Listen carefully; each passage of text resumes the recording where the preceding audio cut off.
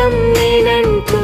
జనుమలు జతపడువలపుగ ఇరు మనసులకొక తలపుగ కలగలిసిన ఒక తనువు శతమానం భవతి